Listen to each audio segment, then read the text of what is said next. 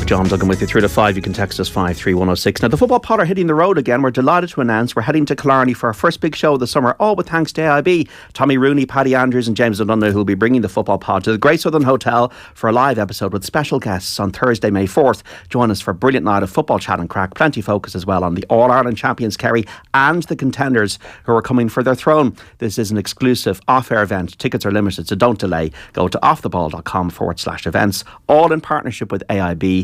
Check out hashtag the toughest for more.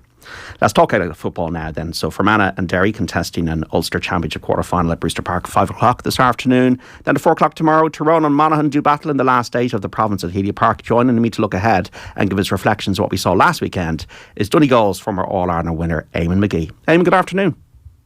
Afternoon, John. How's the form? How are you getting on? I'm getting on good. Good. Great to talk to you. Ulster has always been viewed mainly, Eamon, in recent years as the most competitive championship in the provinces. Do you feel the focus of players will be altered in any way with all the new additional structures? Because I'm sure counties will be looking to peak around the round robin time. Oh, definitely. I think that was coming in regardless. You know, that provincials had been somewhat diluted, and they're a wee bit more diluted now in terms of the setup of the championship. But what I like, if you asked me a year ago, in terms of the provincials, I would have said they're dead duck, like they're gone, and it's just time we stop delaying the inevitable. But I think I've seen enough last weekend to say that there's something there for everybody now. You know, in terms of the Tailteann Cup, if you feel that's above your level, you go for your provincial. If you there's about 5 or 6 teams that would have no interest in winning a provincial title at the minute. Does them no good. You put your eggs into the All Ireland series. So I feel that there's enough now to try and keep everyone happy, but we'll have to wait and see now.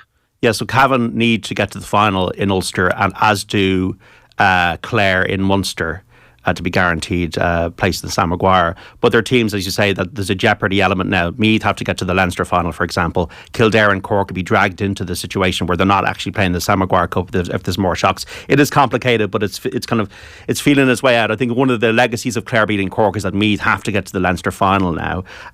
If you were a player still now, Eamon, is this what you'd want? Like a league campaign, straight into provincial run, then a round robin, followed by quarterfinals, and whatever would lie in store beyond that? As a player, no. I always thought, and it's changed somewhat since I would have played, that you had a wee lull in terms of get yourself right. You went at the league, found your feet gradually throughout the league, and then you just had your championship training. You don't have that. So if you're coming into bad form in the league, it's very hard to get out of that hole. You know, it's very hard to find the feet again. And if you nip the hamstring, say, you know, you're out for 14 days, possibly 3 weeks, then it's very hard to get back into that championship team and get your foot in the door again now. So as a player, no, but the split season is where it's at now, and we have to just make peace with that. We're not going to keep everybody happy, but we had to, because it just wasn't sustainable the way the calendar was before this. Mayo would have wanted to win last weekend, but is there then maybe a blessing in disguise that they've got a break now for 6 weeks till the round robin? It depends. You know, we'll be able to answer that question in 6 weeks. That people come down differently in that argument. Games seem to be preferable to some people. Some people prefer the training, get a few things now. But for me, if that provincial was do or die, Mayo, I think, would have won that game. You know, that if they really had their eyes set firmly on Connacht, that they would have come through. They would have found a way to win that game. So for them, they probably are happy enough. Yeah, it might have also altered their way they kind of looked at the league as well. What did you feel about Roscommon last weekend? It was a great win for them. It was a brilliant one, and it was one of the things that I watched the New York game that night then, and it was one of the things that, you know, breathed life into this provincial argument, to see the way Roscommon had at it, and tactically they got it right. They, you know, this whole thing about hunger and all that, but they were hungry because they just defended better, and, you know, wee bit of lessons there to learn for Mayo again. You'd hope that they finally take it on board now, but from a Roscommon perspective, they were very, very impressed with them. It really showed why we have New York and London in the championship. I remember we did a feature on London 10 years ago when they reached the Connacht final. It was a brilliant story, and all the expats in London for so many years going to Ruislip and helping out with everything. And then they got to the Connacht final. And for New York last weekend, we were all watching. We were all up late at night. It was brilliant. Yeah, it was brilliant. And I knew at half time, Leitrim were going to be in bother. Now, I thought that Leitrim, in fairness, had a few opportunities in normal time to put New York away, but I'd say they nearly got caught up on the occasion and the emotion that was within. And from looking on the TV or looking on the Diego app, which is brilliant, it just seemed a great occasion. The Gaels, the young Gaels that are out there in New York, that'll stay with them. And hopefully that'll push them towards playing and up the standard throughout that whole region. Did you ever play out there? Never. Got a few offers now, right. And I regret now. I think I'll go out put the CV out to a few clubs as a coach possibly, and go on that circuit now. But I always had convinced myself that Donegal were going to win Ulster in the noughties when we were as far away as Tory Lighthouse now. But yeah, hindsight's great. It isn't it? So we got Fermanagh Derry at 5 o'clock today at Brewster Park. Amazing that Fermanagh have never won an Ulster title, isn't it? When you think about the whole history over 100 years, Jay, they've never won Ulster. And they had good teams. They've had brilliant teams. You think back, was it 2004? They had a great run. Yeah. And they just about. I watched that game recently enough in terms of the last 6 months, and didn't realise how close they were to actually beat them and getting to that final. And they have such great tradition. They have such good people in it. So it is a big surprise. And they're one of the teams that would feel that they're maybe a wee bit above the Tailteann Cup and really go at this provincial title and just tick that box and say we finally won an Ulster Championship. Can they do it against Derry? I don't think so. Derry are just a different animal, and they'll you're looking at 6 to 7 points in my eyes anyway. So what would Rory Gallagher from Man have taken out of the Division 2 final? They conceded 4 goals. Anything to worry about for later in the year, or just a case of a bit of adjustment required? Plenty to worry about for Rory Gallagher. It once again showed the limitations in terms of once they come up against that really good side. I was chatting to Derry man last weekend, and he says we're going to beat 90% of the teams out there. But when you get into Croke Park, when you get up against the bigger sides, then shows our limitations, and there's enough time here. There you can maybe find something else within the provincial series and maybe go at it then in the All Ireland series. Kind of whatever surprise you have in your bag, throw it out there now. But there is plenty to worry about, and I think as the league went on, Derry were tipped. A lot of us were saying that Derry would have potential All Ireland winners. But that's faded away, and is kind of shown completely to be their good bit outside. That even the top 4, that result against Dublin just opened them up, and Dublin wouldn't be going overly well. Like, Dublin are not truly back in business yet. So it definitely shows Derry have plenty to worry about. Do you see parallels between Derry and your early run in Donegal? Remember, Dublin beat 8 points to 6 in the 2011 semi-final, and then you regrouped, and the next year you won the All-Ireland. Do you see them on a similar journey in terms of they're getting the defensive play right, but they probably need a bit more in attack? I did. If you asked me that last year, yeah, I did. But I don't see they've brought enough in terms of that evolution from being the defensive team that you need to know. And they are good attacking in one aspect, but they also had the need in terms of a few strings to the bow. So that's where the similarities stop. Theirs, where they've went on the defensive journey, they've become hard to beat. They've ground down teams now in order to beat the likes of Kerry, the likes of Galway, the likes of Mayo. They're going to have to find something else and maybe evolve that wee bit further. But Fermanagh don't have it today. They've got Ulster County played a good league, but they don't have enough, you don't think, to get Derry? No, I think that both teams are in two different tiers there now, and I think Fermanagh will make it awkward and they will be sticky. Get to the first half they'll be sticky, but Derry will just grind them down, and you're looking at a 6 to 7 point victory. It was an interesting article by Philly McMahon, Eamon, in the Irish Independent today. The last line was, "We all play Ulster football now." He was kind of writing about a uniformity in the style of play. Do you kind of get that sentiment? Maybe you haven't read the article, but I know. I read it. I read it this morning. Surely, now I don't agree. I definitely don't agree with it. I don't think there's anything as Ulster football. Now, if you say an Ulster mentality, I could possibly buy into that. But like the Ulster football thing, I don't get it, and I wouldn't really agree with it. He's kind of saying that we're playing the Ulster football way. Well, like this didn't start in Ulster. You know, there's other teams that have been at it. Sorry, it's possibly started in Ulster, but it's not exclusively an Ulster thing.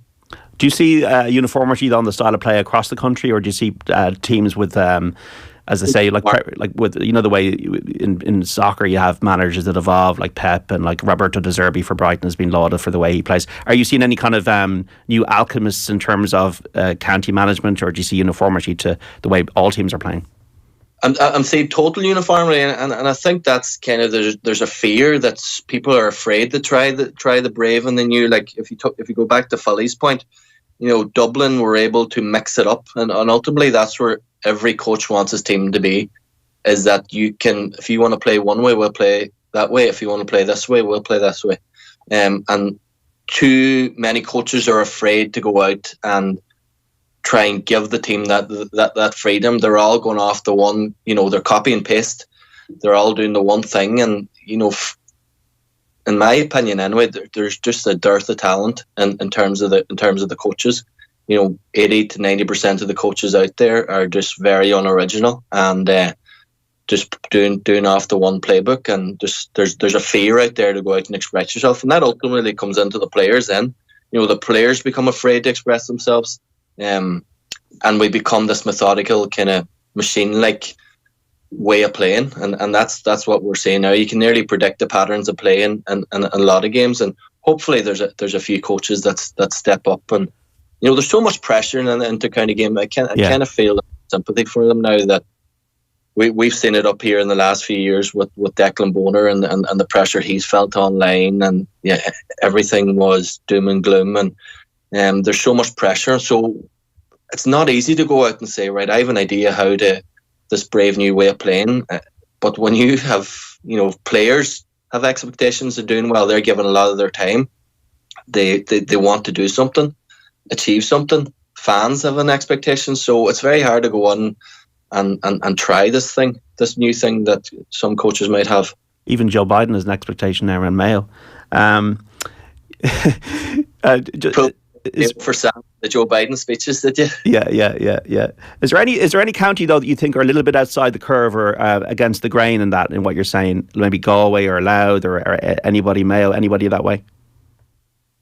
Possibly, you know, Kerry have David Clifford, Shawnee O'Shea, playing similar enough to everybody else. Galway possibly have a different dynamic if they can get Comer back, and you know, Shane Walsh and Finnerty can add in there. They would, but really they don't vary too much from what has become the one way of playing football, club and intercounty. Maybe if the Dubs they have enough about them. They have enough talent there that. And they have enough in the memory banks in terms of muscle memory from their time with Jim Gavin that they can maybe go out and express themselves a wee bit more and change it up. But probably Dublin and Galway are the only team that are really going to throw any wild surprises at you from a playing style away. You touched upon Donegal there, your own county, Eamon, and obviously there's been a lot of tumult in the county with Paddy Carr going, Aidan O'Rourke and Paddy Bradley there now, and relegated from the league. Has there been any kind of sense of a turnaround or a better vibe going into the game against Down? I think there hasn't been much word from the camp. I know that they got away for a few days, and which was badly needed, and just get in squad and, you know, turn off all the external noise. And you'd like to think that there's a wee bit of traction being built now, because they're coming from a very, very low place, and there's been so much doom and gloom. And if there's anything about them, they'll come out. They'll come out for this Down game, because everybody is tipping Down. But we have to remember that Down have come from such a low base now. So hopefully Donegal go go at it and give a good account of themselves in the province, and maybe have a good run of it in the All-Ireland series. Maybe Donegal could be thinking, we can get ourselves right for this All-Ireland series and set us up nicely for the following year and try and build momentum that way. At Tyrone against Monaghan tomorrow, it's amazing. It's over 15 years now at the top. Conor McManus. Did you have many battles with him? No, Neil was always... Neil's the man, yeah? The real danger man. I was always the big, heavy, stocky full forward. But no, Conor McManus, I've always said that him and James McCarthy would have been two players that I'd love to have taken into Donegal. There's just something about them that they, we talk about this winner's mentality, or just the stuff, or whatever phrase you have, that the both of them have it. And McManus, the fact that Monaghan's resurgence, or great escape from relegation in Division 1, came when McManus was on the field. So he didn't start a few games at the start, and he gradually got into the mix, and when they needed him, he was there, and he had played a massive part in that last game to keep them safe in Division 1 yet again. So he'll definitely go down, not as one of the Monaghan greats, but one of the all-time greats. What are the factors in that mentality? You talk about mentality, a winning mentality, James McCarthy or Ulster football or Conor McManus. Are there certain aspects of that are identifiable? I think that obsessiveness. Whether you can, that's a debate for another day, whether that's a good thing or a bad thing. But I think there's an obsessiveness there. I think there's a will to win. How many times has McManus or James McCarthy been in a few holes and they've just fought their way out of it, refused to bend while others around them did. And I think it's more mentality. A lot of players will have the same ability as Conor McManus, but it's just that mentality that separates them from the rest. You look at Jack McCarron. Jack McCarron has so much potential and so much ability, which he's shown throughout numerous leagues. But Jack McCarron hasn't really lit up a championship yet, and he should be striving towards where Conor McManus has been for this last, over a decade now. When you were winning All Irelands in 2012 and got to the final a couple of years later, did you feel there was a complete mentality shift from the noughties, as you said, where you felt you underachieved with Donegal? Yeah, that was the big thing. That was the big thing. We'd won a league. We weren't duds in terms of football wise. We'd won a Division 1 in 2007. We're coming off the back of a under 21 All Ireland final appearance with Murphy and these boys. So it was just a mentality shift in terms of that. I touched on it, that obsessiveness, that kind of single-mindedness to win and do whatever it takes to win and represent the jersey to the best of your ability. And we in fairness, we all bought into it now, and I think that's the big thing for a lot of players, that it's just mentality, that winning mentality. A bit of discipline as well. Tyrone, they've never really been a back-to-back county when it comes to All Irelands. Are we going to see a resurgence then this year, do you think, Eamon? I don't know with Tyrone. They're hard to figure out these days. At least in the noughties, when they won the 3 All Irelands, you kind of knew that even though they had a bad follow-up year, they were always going to come back. But we've seen patches of them where, and during the league, at times they were terrible in the league, and then they went to being brilliant. Times you could have drove a bus through the defence, and then at other times they were really, really intensive, really disciplined, really hungry to get the turnover. So they're very, very hard to figure out. And again, you just don't know. I wouldn't be surprised if Monaghan turned them over, and at the same time, Tyrone would probably do better in the All-Ireland series than Monaghan. It's just that it seems to be Tyrone react better when that back is up against the wall, and it could be a case or similar last weekend, that like when Mayo were beat, that we could see Tyrone beat today, when they don't really have much interest in the provincial title. They're all about they want to do well in the later part of the year. So they're hard to figure out, and I know if anybody can, they'll. I'm sure a few sports psychologists have been confounded by them too now. Is Rory Canavan the new kid on the block? They did a very good under-20 crop. Yeah, he is. The two Canavans would be highly rated. I've seen them firsthand and seen them what they're about ability wise. And they are as good as what I've seen at coming up through the ranks in terms of the Tyrone crop anyway. And they have a bit of steel about them. They're not afraid to mix it. They're flair players, but like their father, they're fit to take it as well. They're going to get the treatment throughout the next few years. Monaghan wise, in a way they've been really, really close. Like they were only a point behind Tyrone 2 years ago when Tyrone won the All Ireland. That was in the Ulster final. There was no backdoor, and then they got the semi final in 2018, 5 years ago. Are they as good though as they were? I don't think that they'll. If you were to back two teams in the All Ireland series, you Tyrone ahead of Monaghan, but they're just sitting there at 5 or 6. At their best day, they could possibly put into the fifth best team in Ireland. They're probably 6th, and ultimately, I don't see them as All Ireland winners. They would have had their chance. I think it was 2018. Yeah. And again, that game against Tyrone, I would have felt that their time passed then. But they're still you're going to pay a big price if you're going to beat Monaghan in the championship this year. You're going to pay a big price to beat them. Is there much of a buzz around the fact that the championship is now upon us? I feel it's kind of just almost dawned on us. The league's over. Oh, what? We're now into this championship. Is there excitement up in Donegal? I know the evenings are getting longer. Is there a feeling that we're in it now? Well, because Donegal's a bad example to give because there's just been nothing but doom and gloom. So there's not going to be any excitement. But I get what you're saying. We went from last weekend. There was a glut of games. Very little said about the Leinster games. It was all New York and the Roscommon Clare, and game and the Clare, and we've got to get the balance right. And again, it comes back to that. I've said this numerous times that the GAA is just poor at marketing. The GAA needs to really, really step it up. And these days of a launch, getting 2 players up to Croke Park and getting a few reporters up to ask them a few questions, that's not going to generate much buzz. It's not going to. There's got to be thinking outside the box in terms of the TikTok generation, the Snapchat or whatever way we need to go at it. But the GAA have got to up their game in terms of the marketing. Yeah. So how do you call it then today for Man of Derry? Maybe Derry by 6 or 7, you think? Derry by 6 or 7. And if I had any courage at all, I would go with Monaghan. But I'm just going to go the easy route and say that Tyrone are favourites, and they're gonna win. That's the 2 teams I'm back in the day. When we look at the overall series, we had John O'Mahony, Pillar Caffrey, and on the show last week. And what about the All Ireland? Are you going to see Kerry as favourites, the Dubs, Mayo, Galway?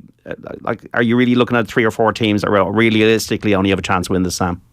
If you ask me at the end of the league, I think I gave Mayo, Galway, Dublin and Kerry as the four teams, not necessarily in that order, but as the 4 teams to they're going to be in and around the winners' podium come the end of the year now. So few doubts after the way Mayo reacted now, but I think it's going to be either Kerry or Mayo that'll be the winners. What do you see differently in Mayo this time round?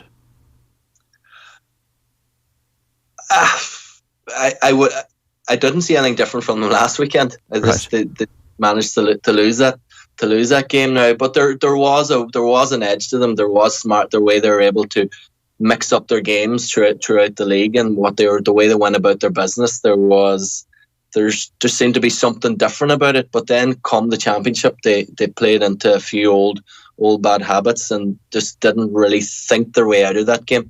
I think that's the biggest thing, that Mayo just love chaos. They love 100 mile an hour, but sometimes they need to take the foot off the gas and just think it out and maybe slow down the game. And Mayo just they didn't do that last weekend. Eamon McGee, thanks so much for coming on to Speak to Off the Ball Saturday. Mind yourself. Cheers. Take care now. Bye bye.